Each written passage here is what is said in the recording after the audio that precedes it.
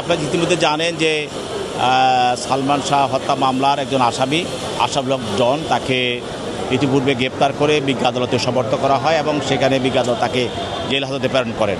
আজকে তার পক্ষে যে একজন আইনজীবী তার জামিনে প্রার্থনা করেন এবং সে এই জামিনের প্রার্থনায় সে কোনো ধরনের কী কারণে তাকে জামিন দেওয়া হবে এই ধরনের কোনো ধরনের গুরুত্বপূর্ণ বক্তব্য সে প্রদান করতে পারে নাই। সে সাধারণত চিরাচরিত নিয়ম যেটা বলে যে আমি নির্দোষ, এই মর্মেই তারা সেখানে বক্তব্য রেখেছে।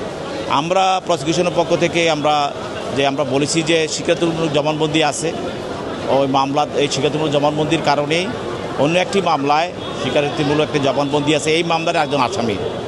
সে কারণে ওই জবানবন্দিতে এই ডনসহ তারা কীভাবে তাকে সালমানকে হত্যা করা হয়েছে সব কিছু সেখানে বর্ণনা করা হয়েছে এবং সেখানে সে তার বক্তব্য দেওয়া হয়েছে।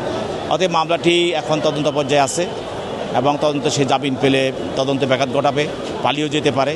সেই জন্য এই পর্যায়ে তাকে তার জামিন দরখাস্ত নামঞ্জুর করার জন্য আমরা প্রার্থনা করছি।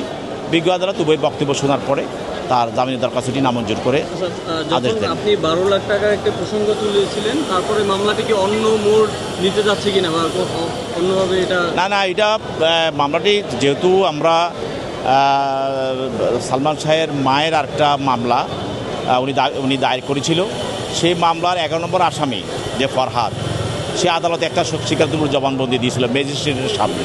সেখানে পুরো হত্যার ঘটনাটা সেখানে তুলে ধরেছে, কারা কারা এই ঘটনা ঘটিয়েছে।